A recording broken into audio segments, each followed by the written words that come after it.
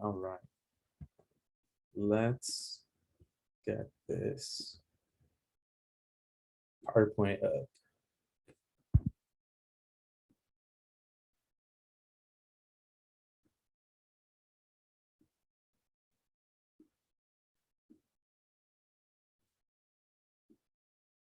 Okie dokie. All right, guys. So yeah, today's topic is how to be a competitive college applicant. And we're gonna be hitting the nuances of, yeah, how to be considered a competitive college applicant. We know that, not every school is gonna automatically admit you. So we're gonna be talking about how you can stand out. And if you have a competitive college that you're looking at, how you can improve your chances of being admitted. All right. So here's a question for you guys, just something to think about. In a moment, I'm going to ask you guys to brainstorm with me. I've already listed out what they're looking for, but in a moment, I want to hear what you think they're looking for. So what is it going to take, right? Obviously, for example, community college, basically you just need to graduate from high school or be 18 and older to attend. But other colleges are going to ask for more than that, right? They're going to have things that they're going to be looking for. So the question for you to think about is, what do colleges and universities look at when making an admission decision? All right, this is where you guys come in. All right, on this right-hand side, I have the text, but it's been whited out because I want to see how much you guys get. Well, we'll compare how much you guys already know about what colleges and universities look at when making an admission decision. All righty. So since there's a small group of us, I'm just gonna go ahead and call on people, and then that person will tell us, what they think they're looking for. All right, I'm just gonna go off of my list. Miss Valeria Gopar, what is something that a college and university might look at when making a decision? Probably how involved you are within like your community or school. So club/community involvement. Very good. Can you give me an example of what that might look like? Maybe like helping out your community or trying to like make it better. Like say like you're having a fundraiser for like a church or something. They want to see that there's people that are like willing to like help out their community and like I don't know how to explain, but yeah. No, it's okay. Um, I want you to think. I want you to think about it. For example, yeah, I know some churches, they feed the needy. Sometimes they help their church members. I remember at church, we fundraise to help a student pay for their college. So like, yeah, there's a lot of things that can look like. Thank you very much, Ms. Copar. All right, next on the list, Miss Jasmine Silva. What is something that a college or university looks at? I would say grades. I think grades do have to play a major role in things. Yes, you are totally correct. Can you give me an example of what might be considered a good grades? I would say like C, B's, and A's, nothing lower than C. That's a bad grade. I would say that teachers would prefer all A's, but all A's can be difficult for some. But I mean, CB and A are still really good grades. Yeah, and I really appreciate how you worded that, Jasmine, because assuming you are living a perfect life and you have the most comfortable home environment and you have no other responsibilities, then yeah, a student in that situation, it might be very easy for them to get A's. But if you're helping take care of siblings, you're trying to be involved in clubs, maybe you're trying to contribute to your home finances, right? So you have to have a part-time job or help with the family business. it's gonna make it harder to get A's, right? So very, very healthy response, guys. You're totally all right, Jasmine. It's okay to not have perfect grades, right? Yeah, I tried my best to explain that because I know myself, I wasn't the best all A student in middle school. I had a ton of C's and B's and A's and stuff, and I was like that for a long time, so I understand that. Yeah, I love it. I love it. Turning it around. That's awesome. Thank you. Thank you. All right, moving it along. Mr. Luis, what is something colleges and universities look at? You can either give me something new or you can expand on what's been shared. I'm not sure if GPA counts as grades. Yeah, it would count. It's a little bit more of a nuance on that. What would be considered a good GPA, you could say? I believe 3.4 and above. Yes, I love it. That is a pretty good GPA. Yeah, I would agree. It's not like a 4.0, but it's also not a 3.0. 3.0 is really good. But at 3.0, that's when you start qualifying for a lot of things. That's when you start being competitive. So if you get above that, that's even better. Awesome. And moving it along, Miss Nami, what else are colleges and universities looking at? So I'll add on to what Valeria said earlier. So another example of like being involved with like your school and stuff is like joining the sports team in your school. So you can join like the track team, football team, basketball team, volleyball team. Awesome. Yeah. What sport would you join, Nami, if you could or would? In ninth grade, I actually was doing track, but then obviously because of COVID, it canceled. So yeah. Nice. Awesome. Track is the one where they sprinting or doing long distance? There's some long distance and short distance events. I did more the short distance running events, so like the 100-meter dash and like the 4-to-1 relay. Oh, that sounds fun. Relay races sound fun. Awesome. Thank you, Nami. Yeah, I was like, nobody's really mentioned that in specific. All right. Okay. I think this is good for now, just because I'm gonna keep calling and you guys start the rest of the workshop. So the rest of the students haven't been called on.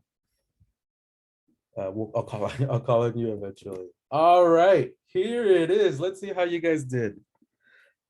Right, Mr. Marquez used to be an admissions person, so let's see how you guys did.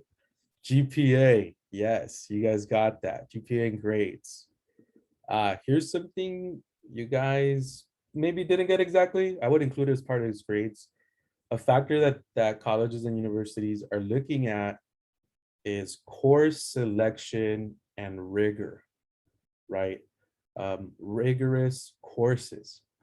Mr. George, when I say colleges want to look at rigorous courses, can you give me an example of what a rigorous course might be?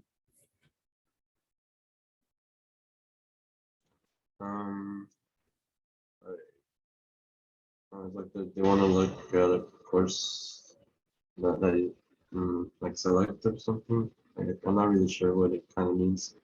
So in high school, there's easy classes and then there's harder classes. So on one side of the spectrum, we might have like service, right? A lot of seniors do service where they volunteer and they're TAs and they help out at the different offices on campus. So I would say that's probably the easiest service. And then on the other end of the spectrum, what would be considered a hard class, George?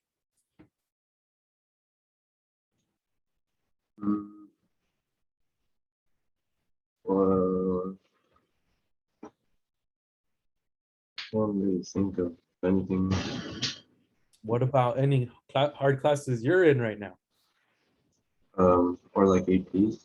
APs, yes, exactly. APs and honors, right? So colleges and universities love to see APs and honors. But going back to kind of like what Jasmine was saying, it's okay to not have a bajillion AP and honors. what you want to do is you want to take as many as you can in a healthy way. But they love AP and honors. As part of APs and honors, going back to staying on the topic of course selection, college level courses are the same thing. They are harder than your standard high school classes. So honors and AP and college courses, which we already have you guys do during summer programs. So Nami, I saw your hand up. Go ahead. Yeah, so I kind of had like a little question about the course selection. Mhm. So for example, like I'm taking a lot of like art courses, and some I selected all these art courses like graphic design, regular like drawing classes, photography. If I like were to apply to like, art colleges, do you think they'd like really like that? Absolutely. So that's why I put it down as course selection and rigor. So right now we've just been talking about rigorous courses, right?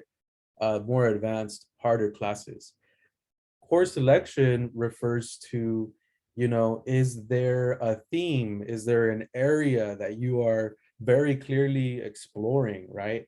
Some people will take a variety of classes, and other students like you, Nami, they'll focus in on a specific set of courses. So you definitely want to head into the creative arts field. And so taking those classes, when you apply to those schools, they're going to say, wow, this person has chosen courses and is very clearly preparing for this field. And so they're going to come in very prepared, and they're very likely going to be very successful doing that. I saw a couple hands go up. I think I saw, help me out here, guys. Let me see. Jasmine, go ahead. So don't you have to fulfill like all the requirements in order to graduate? I'm a little confused. I thought you could only take 1 year of art. No, actually, okay. So that's a really good question. And I'm glad you're talking. Yeah, because when I heard that she was taking multiple, I kind of was a bit confused because, had I known that you could take multiple, I would do Yeah. something like that, but So based off the stuff that I looked at for my graduation requirement, it only requires 1 year of art. yeah, no, yeah. So here's the important thing to remember or to think about when it comes to admissions and courses. The A through G, which is what UCs and Cal States are looking for, there are minimal requirements, right? Minimal requirements. So you have, at minimum, you have to have this many years in in each subject, right? Now, let me tell you this. It is so, well, maybe I should say it like this, but it's doable to go above the minimum. It's doable to go above the minimum. If you only do the minimum, you're going to have a lot of free time on your hands. Most students at North Hollywood High School, your counselors make you take 6 periods a year. You're going to end up with extra semesters that count towards A through G, right? So it's very doable with smart planning, right? This is why you talk to your counselor and your advisors and here in Upward Bound. You can very easily get multiple years in a specific subject. Go ahead, Jasmine.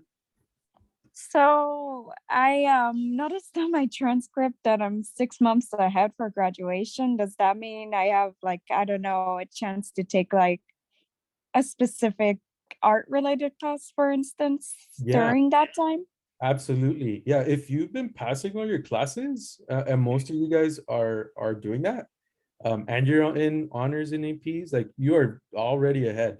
The only time you fall behind is when you don't pass a class. But even then, the high school is set up so that when you don't pass, there's still room for you to catch up. But if you've been passing your classes, you're actually ahead. So you will very likely have more than the minimum required to meet the A through G requirement. So yeah, Jasmine, let's talk at your next advising. Make sure you bring that up so we can help you pick courses. Okay, I'll do that. Thank you. Yeah, thank you guys. It is a very healthy discussion. I appreciate you guys with the questions. Any other questions around this? Because I think this hasn't been something we've covered. Why you guys think of questions? Okay, let me ask. Let's see. I'm trying to see who would be a good person to ask this. Okay. Josh, help me out. So on the same note, like Nami was mentioning, right? If you want to go to do something creative, it's good to take classes related to creativity.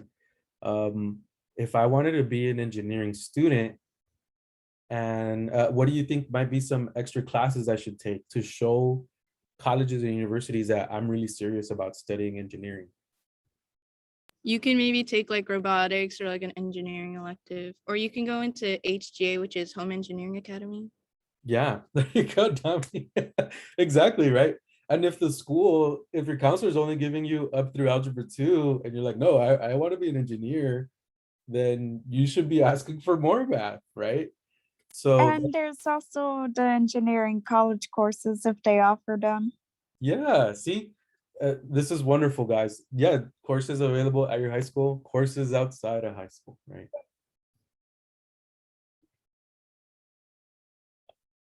All right, keeping it going. Yeah, everybody, you guys mentioned extracurriculars. This includes clubs at school, organizations outside of school. Hermione, you can go ahead and join the senior breakout room. And volunteering and community involvement, sports. Something you guys didn't mention, but maybe you would have mentioned, was having a job, a part-time job. And then something that most people don't always catch is this formal and informal exploration of interests. So some of you guys do stuff on the side that, like, you guys look up stuff, topics, graphic design, drawing, creative writing, that it's not tied to anything specifically, but you're exploring it nonetheless. So that would count. You know, it's important to explore your interest, whether or not it's tied to something formal or official, right? That counts. Colleges and universities love seeing students who explore their interests. Now, if you can make it part of something official, like if you have an interest in technology and you join a robotics club, that's a better use of your time than if you just spending it on your own, reading books. That's valuable, but even more valuable is doing something with that interest and that knowledge that you're acquiring. Hermione, there's a breakout room called Seniors Main. That's the one where everyone's in.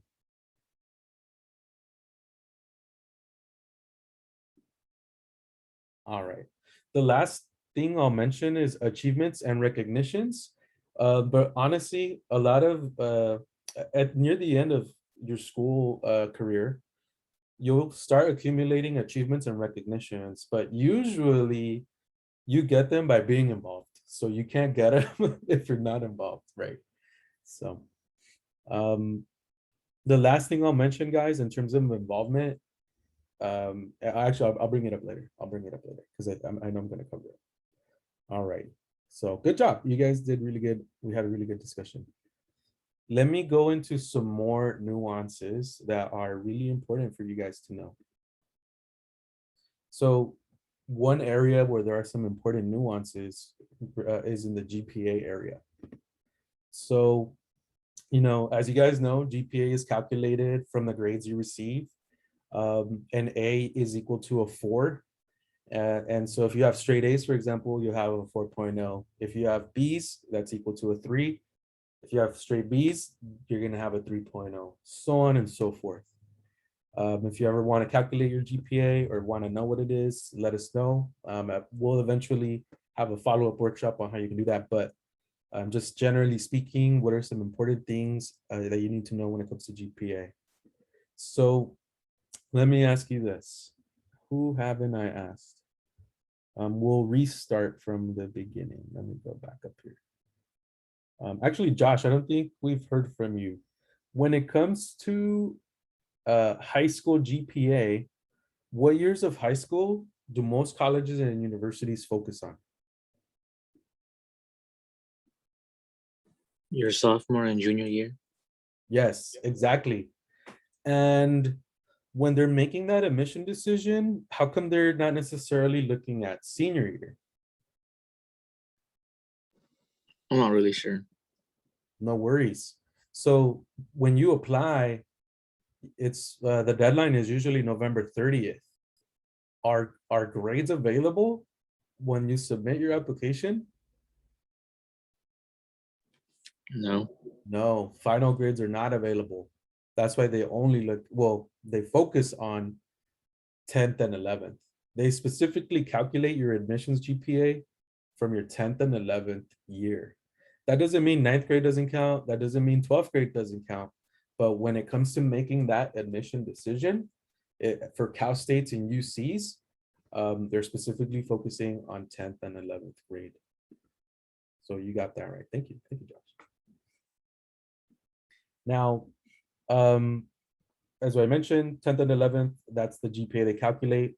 And specifically, when it comes to the Cal State and UCs, they're only going to calculate your GPA from your A through G courses. So if you got, for example, an A in PE, unfortunately, they're not going to be able to include that in the GPA. When you look at your high school transcript, you'll see that you have an LAUSD GPA, and you'll also see that you have a UC GPA. Your UC GPA is your A through G GPA. That's the one that the colleges are going to look at when they're making that admission decision. Now, that doesn't mean 12th grade is not important. In 12th grade, you want to either maintain your grades, right? So if you've been getting mostly A's and B's, 12th grade, you want to get mostly A's and B's too, because if you slack off and you earn lower grades, some colleges and universities will, if they admit you, they will rescind that admission offer, meaning they will take back their admission offer, right? They don't want you to slack off. They might admit you, let's say in March, and you might say, hey, I've been admitted, I can just take it easy for the rest of the year. But that's not the case. They want to see you maintain your grades all the way through 12th grade. So what is a good GPA? So I believe Luis was telling us, no, 3.4, right? Is that what you were saying, Luis? Yes. Yes, thank you, thank you. So I'll mention it like this, and this is gonna highlight that you guys have some homework to do. What is a good GPA? Here's what Mr. Marquez thinks is a good GPA. A good GPA is the GPA that is around the average or above for the college or major you are applying to. Valeria, why am I phrasing it that way? Because when you have your application and ask for a major, you could possibly be like around the same pool of applicants that are most likely to get accepted in. So you might as want to like have the same GPA or higher. Because if it's higher, you have a higher chance of getting in. Yeah.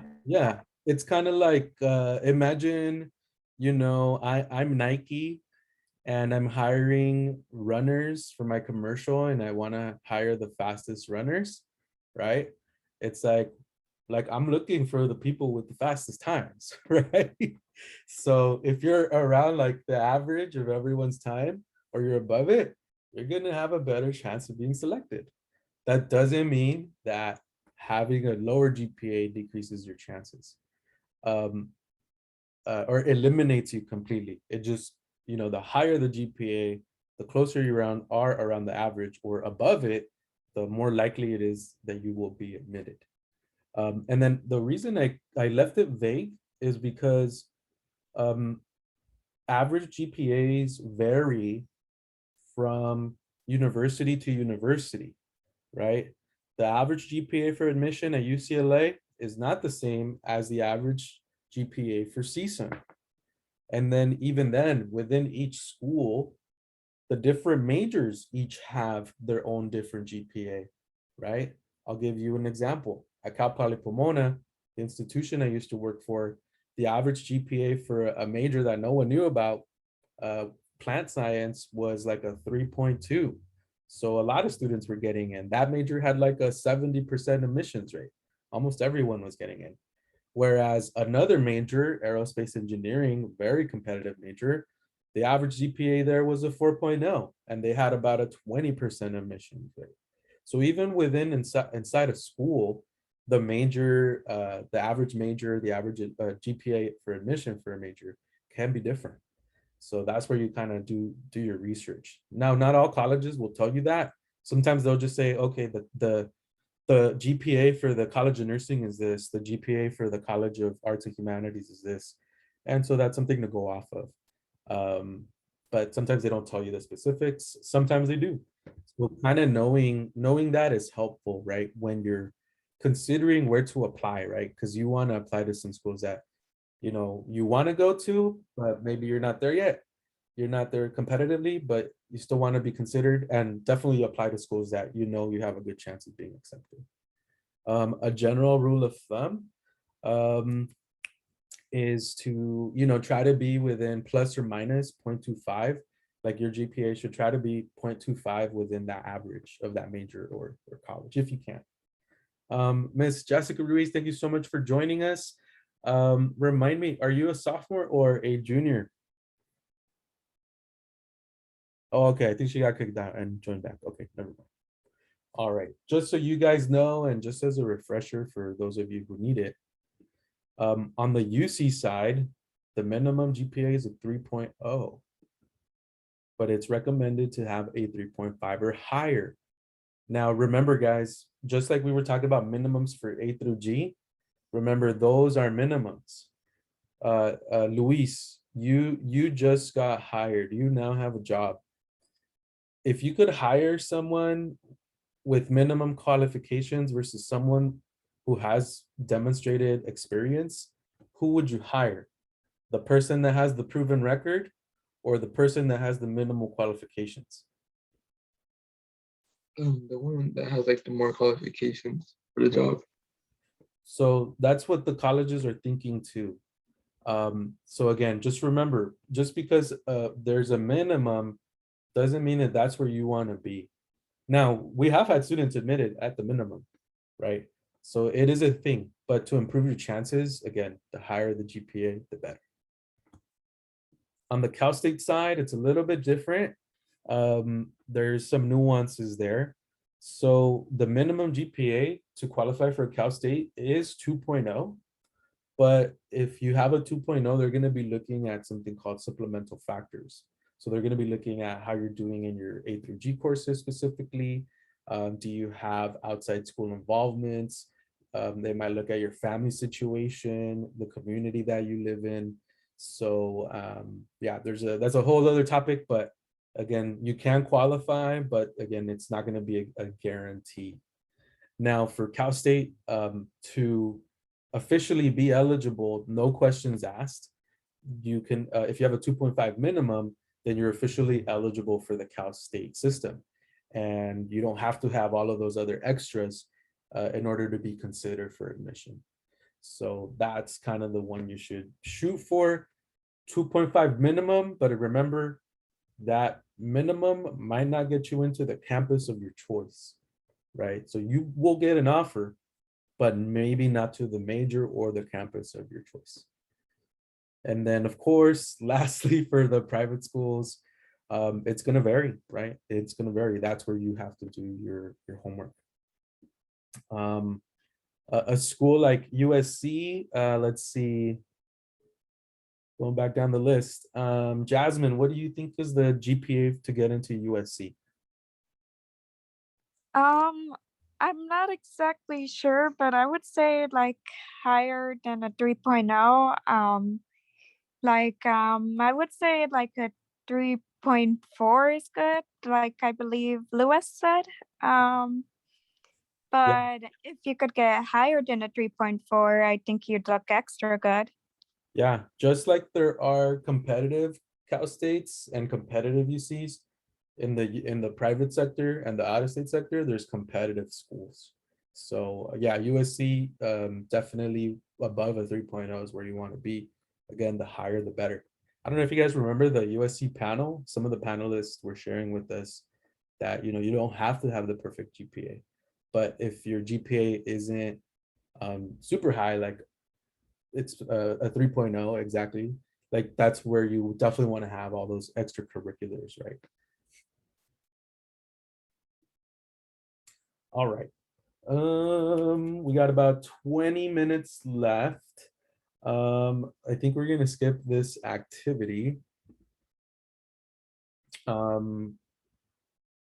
me cover these two topics and then we'll jump into our last activity to help you guys get set up for junior year. So just a couple of more things to consider. Whenever possible, when it comes to clubs and organizations, if there's an opportunity to help out the club, because some of you guys will go to club meetings and you'll listen to what they're saying and you'll hear like, oh, they need someone to help set up, or they need someone to go advertise this, or they need someone to make a poster. If you're not already in a leadership position, taking on those small tasks and responsibilities is the way to get started. And ideally, over time, you want to try and take on a leadership position whenever you can.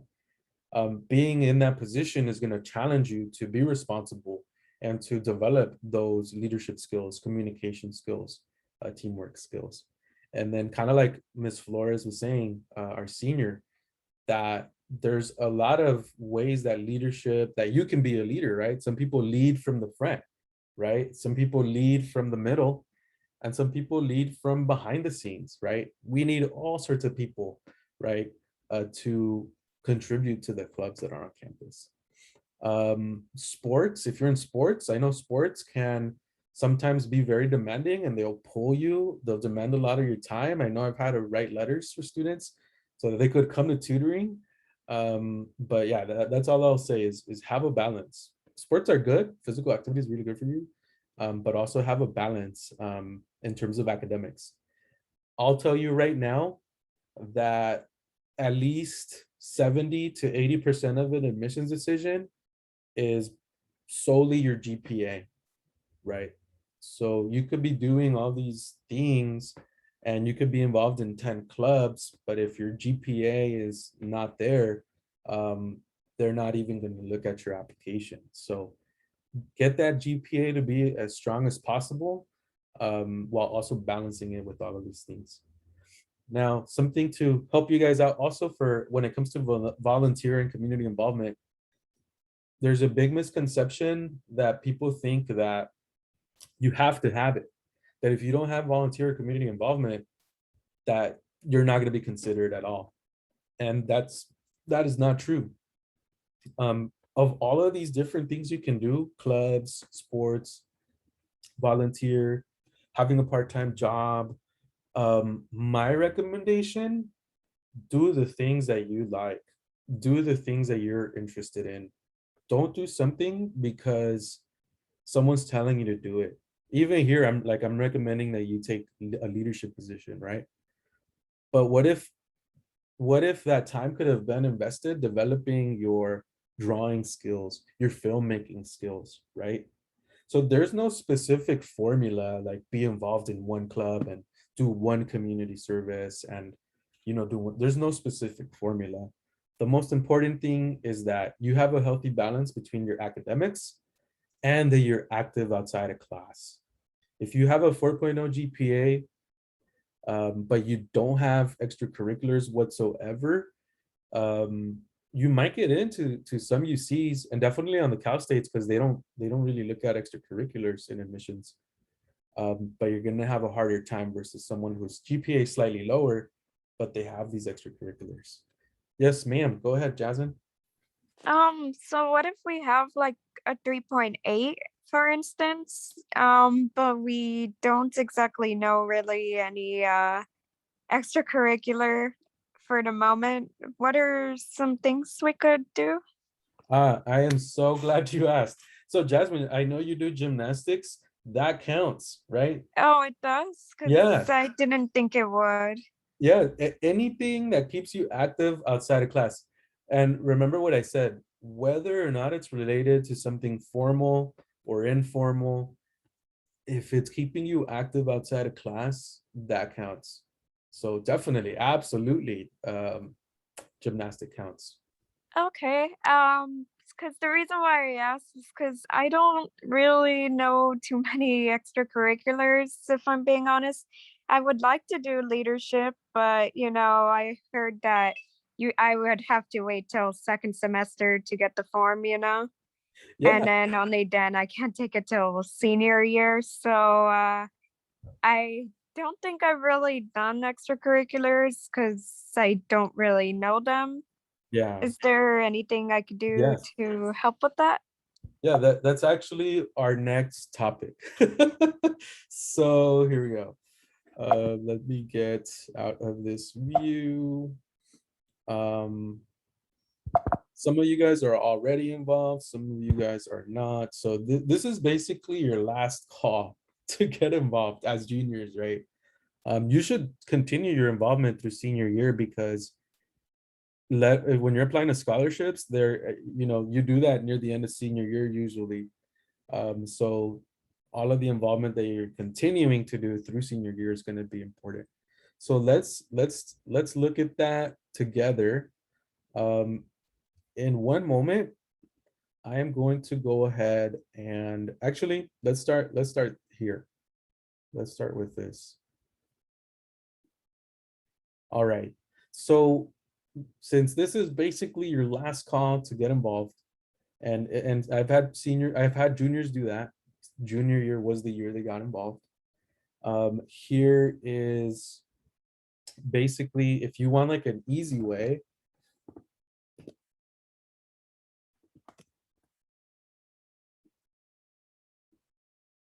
I don't know how many of you guys follow our account. I don't check it often. Maybe that is some of you guys requesting to follow. But if you go to our Instagram account, which is at UBNoho, and you follow us, you should be able to see who we follow. And you'll see a lot of people that we follow. But as some of the things that we follow, we actually follow a lot of the clubs on campus, right at NH. You're gonna have to scroll, but let's see. You could follow the North Hollywood High School girls soccer Instagram account. There's an archery club here, right?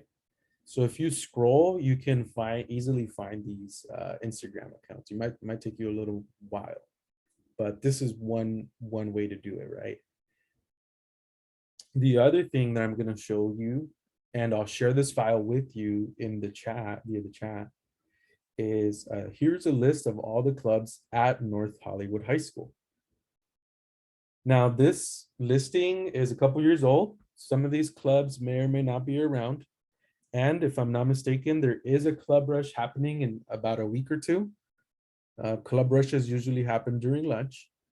But here is a list of the clubs that were on campus. It's a pretty long list, right? There's quite a few things. Let's look at this club, climbing club, right? Cosplay club, Earthwise, right? That sounds interesting. A fashion club, gardening club. On this page, math club, mental health awareness club, Model United Nations, forensics. On this club, physics club, planetary society, UNICEF, urchin squad, video club. So let me go ahead and put this in the chat. Oh, okay, updated one on the ASB Schoology page. Gotcha, okay. Is there any way you can send that to me, Valeria, and I'll email that out to you guys? Yeah, I'll get it right now. Hold on. Awesome. All right, so we're gonna get an updated one from Valeria. And I don't know if you know, but Valeria's brother started a club, a Pokemon club, right, Valeria? I think so. I don't know what it's about. I just like heard him say he started a club. So I was like, oh, okay.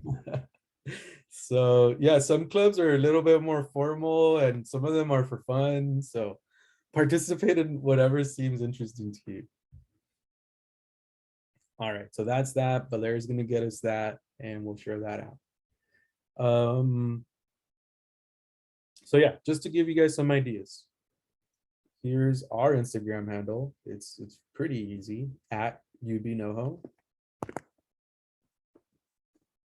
And then, So the clubs will help for that? yes, right? You can join a club and that's gonna keep you active, right? Keep you active outside of class. So even if we're only in one, that's okay? Yeah, you can join whichever many you want and whichever many you can handle, right? Everything is a balance. It's kind of like I usually don't recommend students to take 6 AP classes because that's too much. You know, just like I would recommend not being president of 6 clubs. That's too much. So in terms of the balance, if you ever need help, like what is a good balance for me, that's something that we can talk about. Thank you, Valeria. Yeah, if you guys want to go ahead and click that list. There we go. Awesome. Thank you, Valeria. That's very helpful. All right, here's what I want people to do. I want you to click in that link, and in the chat, I want you to type what club you're either in already or what club you are interested in checking out.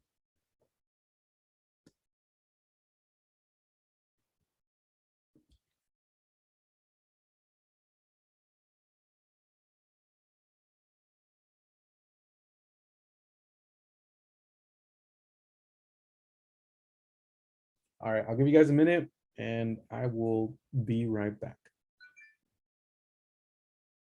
Okay, so y'all got the list? Let me hear it. I want to hear a club from everyone. Either you're already in it or you're gonna check it out. Going off of my list, Mr. Josh, what's a club you're already in or are interested in checking out?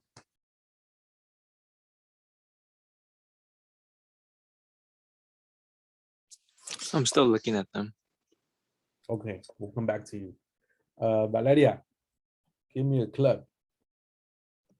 I am in Key Club Key and Student club. Council. Oh, okay, all right. George, what's a club you're considering checking out or you're already in? I'm in the DJ club. The DJ club? Yep. No way. How long have you been in it? For like, I've been there for like 2 meetings already. What? That is so awesome. Do you have a mixing table? Or no, or like I actually got to use like the equipment, or like I got like from scratch, like how to use it. Wow. George, that is awesome. I'm looking forward to hearing what you come up with. That is awesome. Miss Jasmine, club you're looking into or are Well, I'm looking into the rock climbing club and I had a few other ones that interested me, but I'm still kind of choosing my options, I guess you could say. right? There's a lot of options. There's so many options. But thank you. That sounds fun. Climbing, rock climbing club. Yeah, I was thinking that or leadership or gardening. Oh, those are such a good option. There's so many good clubs at NH. All right, thank you, Jasmine. Luis, what are you looking at or are already doing? I know you have a job, but if you are in a club or could join a club, which one? I'm looking at the culinary club. Oh, why am I not surprised? Have There's a you? culinary club. Yeah, it's on like column 28, I think. Oh, okay. I'm assuming that's cooking, right? Yeah. Valeria, do you know? So I see that these clubs have room numbers. Do they have teachers associated with them? Because there's no room number. So if we wanted to go to the culinary club, I think those are currently like undecided, like they don't have a room number yet. yeah. But if it's like outlined with a yellow like line across it, it's probably because they don't have a teacher to sponsor them yet. Oh, okay. Got it. That makes sense. So there's probably still like getting organized. Also, guys, let me just share something else really quick about clubs and stuff. Some clubs are very early on in their development. So some clubs need help getting started. Other clubs and organizations and activities are very well established. Leadership and council, very well established. A lot of people involved. all of that good stuff. But some of you may find yourself that you're joining a club and you might be asked to step up, right? So just as a thought, because we're all coming back, right? We're all coming back from being at home, and some of our clubs were basically dormant for a while and they need some help starting up. It's okay if you feel like you have the willingness, the time to help a club get started back up, go for it, right? Maybe that's you, Luis, right? By the way, that looks amazing on college applications, right? Starting something from scratch, right? Or helping resurrect a club that maybe died off, right? All right. Moving it along, who haven't we heard from in terms of clubs? George, we heard Luis. Nami, what's a club you're looking at or something you're already doing? There are 3 that I'm interested in right now. There's the Fashion Club, the Art for the Heart Club, and there's the Interact Club. What is Art for the Heart? I'm guessing it's an art club. I'm gonna guess they're gonna be talking about art and like we might do some drawing stuff. I don't know, but from what I hear about it, it seems like something I might be interested in. Gotcha. It sounds like art therapy. I wouldn't mind going to that. Awesome. Awesome. All right, Daniela, thank you for joining us. All right. One last thing I have to share with you guys before I give you your homework for the rest of the session. And it's letters of recommendations, guys. Some schools are going to ask you to provide letters of recommendations. Not all of them. Do you guys remember last year? I think we did it with this group. Esma, do you remember if it was this group that we did it with? The teacher workshop, the relationships workshop? Yeah, I think it was. Right? Last year, Esmond and Sashi, they led a workshop called how to develop positive relationships with your teachers. Someone tell me, what is one thing I can do to have a positive relationship with my teacher? Anyone? Maybe during like nutrition or lunch, you can like just talk to them and get to know them. Get to know them, right? They're people too. Jasmine, you raise your hand. I would say, to have a positive relationship with them is, just to talk with them, have like a good bond with them, I would say, and, get all the work done for their classes. Yeah, right. Like say hello, greet them, ask them every now and then how their weekend went, and then more importantly, try to be a good student. You don't have to be a perfect student to have a good relationship with your teacher. Go ahead, Jasmine. I see you raise your hand again. Oh, that's what I was gonna say. Oh, okay, sorry. Yeah, guys. So honestly, I'll tell you this, as someone who writes letters of recommendations, the students that struggle, I get to know them better because they struggle, so they're reaching out for help more frequently. So yeah, just again, you don't have to be a perfect student. Just take it upon yourself to say hello, to get to know your teacher, right? Do what you're supposed to be doing. Another good way to get to know a teacher, or for them to get to know you, sometimes you'll have the teacher teaching your class, and other times you will have what do you call it, your A teacher. substitute? No, sorry, not a substitute, but the teacher will also be your club sponsor, right? So a club sponsor can get to know you well, right? Especially if you're in the same club for many years. All right, so who counts really quick as a person that can write you a letter of recommendation for getting into college or getting a scholarship? Teachers, people adults that you consider mentors, right? Supervisors, if you've had a part-time job, a club sponsor, a faith leader, your school counselor, obviously upward bound can write you letters of recommendation. But there's one person, there's like one group of people that can't write you a letter. Okay, help me out. Daniela. Hello, Daniela. Hello.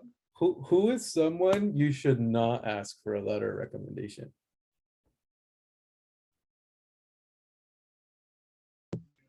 Well, definitely not people who are not like really into education. Like for example, your friends. I don't think they would. I don't think that's very Yeah, friends definitely don't ask friends. They're definitely gonna be a little bit biased, right? And then I think I saw Nami's hand and then Valeria. Nami, go for it. I actually had my hand up earlier for like how you can develop relationships with the Oh, teacher. tell me. So I was gonna say that you can go to tutoring often. Yeah, that's another way to get to know them, right? Thank you. Valeria, go ahead. I was gonna say parents because even though like you're with them all the time and they know you like pretty well, you can't have them write your recommendation letter because they're obviously biased and they're gonna just write a bunch of good things about you. Exactly. So basically, in essence, don't ask your friends and don't ask your family members. It has to be someone who has an unbiased opinion, right? So yeah, don't ask friends. Everybody else, if they're an adult, they're 18 and over, and they know you, have observed you, have interacted with you, and can speak to you, the qualities you bring to the table and your character. Absolutely. Why do I say it like that? Um, I write letters for students that I'm not their club sponsor, but through Upward Bound, we have a lot of one-on-one conversations, and I've really gotten to know them very well, right? I don't need to be your club sponsor. I don't need to be your teacher to speak about the qualities you possess. As we speak, I will learn about the qualities you have, right? And sometimes in person, I can observe like, oh, wow, like such and such person is always greeting the new students, and I'll make a note of that. So, all right, here is your homework. For the rest of, basically, you can either do study hall, but this is how you can get credit for study hall, just to make your life easier.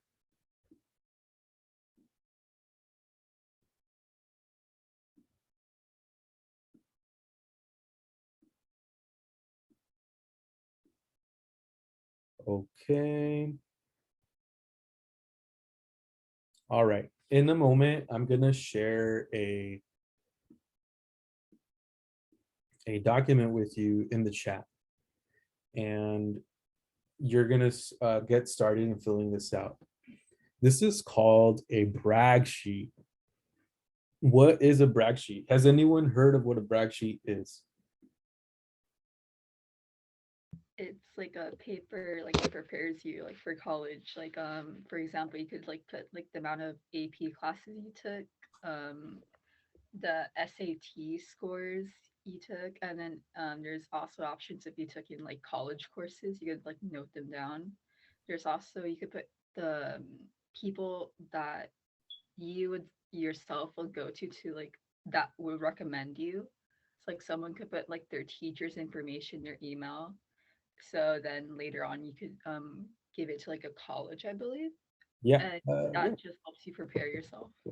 Yeah. So like you're on the right track. You're like starting to take inventory of everything that you've been doing and accomplishing in high school. Collecting the information of people who might recommend you. Absolutely. Valeria, you mentioned yes in the chat. What do you want to add to that? I just feel like it's like a sort of like a template for you to start doing your application. So it has everything there.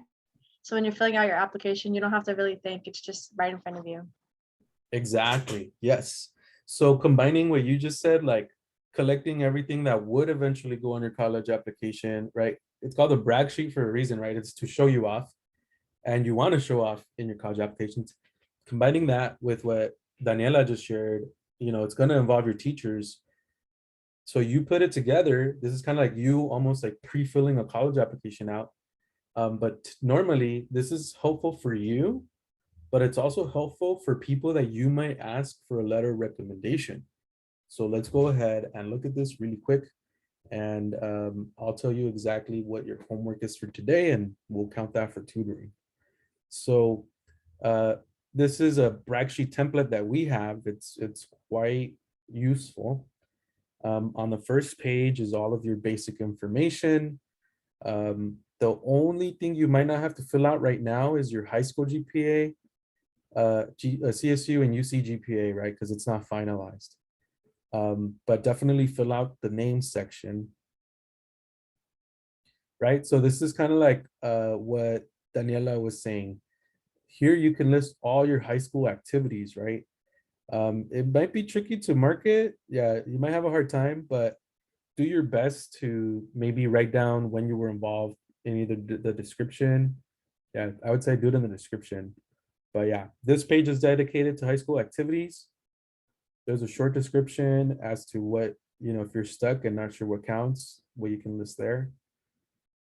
On this page, things that you were involved off campus. It's a little bit arbitrary in my opinion. Community service. Just because there's a lot of boxes, it shouldn't freak you out. It's just space in case you need it. Awards and honors you have received so far. All of that good stuff. Right now, you're not going to fill out any of this. It's up to you if you want to do it, but here's what I do want you to do. I want you guys to answer these questions. This is how you get credit for tutoring today. This is how you can get credit for tutoring today. I want you to answer the hobbies and interests questions. Please list the top 3 hobbies and interests that you feel to be an important part of your high school experience and why. So I want to hear what three hobbies and interests you have. George, that DJ interest, bam, that should go here. Luis, that cooking interest, that should go here. All of those interests you guys have, that should go here, hobbies. The other one I want you guys to fill out is this one here. Do you have an intended major? Actually, let me highlight these so you guys, when I send this to you, it's clear to you. So are we supposed to answer the whole worksheet or only the specific ones you highlight in the top row? Yes, so you'll fill out your name and then the ones I'm highlighting, only the ones I'm highlighting. We're gonna have you guys fill this out as the year goes. So for those squares, do we also fill those out? Not yet. You don't have to do it yet. Oh, okay. Yeah, but for today, I want you guys to do these questions: the hobbies and interest question, the intended major question, and it also asks you what schools you're thinking about, and then what careers you're thinking about. Now we get it. You're only halfway through your high school journey. Some of this stuff you're not 100% sure. That's okay. We just want to see where you're at. Also, it says 300 word maximum. I don't expect you to write 300 words. I just expect you to share enough so that when we meet with you later this semester, we can help you, continue to explore schools that you're interested in, majors and careers, right? So that we can give you some recommendations and have you get a head start on figuring that out if you're not sure. All right. Everything making sense? Everything more or less clear? All right. Josh, what are we doing in the moment? Answering the questions. Yes. Answering the questions from the handout. Okay. Here's how you get credit for tutoring. So you're gonna get credit for Saturday Academy. Here's how you can get credit for tutoring today. Actually, I want you to I want you to do this. Once you filled out those questions, and we have about 40-ish minutes left, which I think is more than enough time to do that. I want you to email the form to myself. And I want you to use this email. And what I'm going to do is I'm going to share these with Mr. Akala so that when you meet with him, he can again give you further advising as to your careers, your majors, and your hobbies, right? Maybe you have a club that is not, that you want to join that doesn't exist. Maybe he can advise you as to how to start that club. So let me go ahead and put the form in the chat, and that will be how you can get credit for tutoring today. Send me back the form completed with the sections that I highlighted for you. All right, here it is. All right, there it is in the chat. go ahead and click on it. Try to open it for me if you can. And if you have any issues, let me know. And I'll send you the Google Doc link version of it. I'm having issues. It's not in the chat for me. Okay, let me send it as a Google link.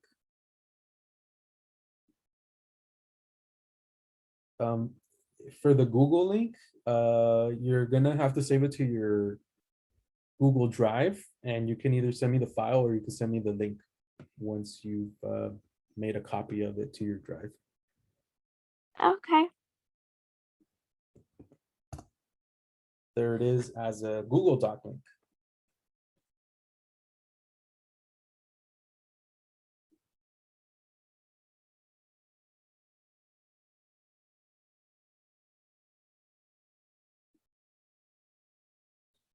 You're welcome. All right, guys. Well, that officially concludes the workshop. If you have any questions, go ahead and ask. If not, once I get your copy of that worksheet, I'll mark you for tutoring.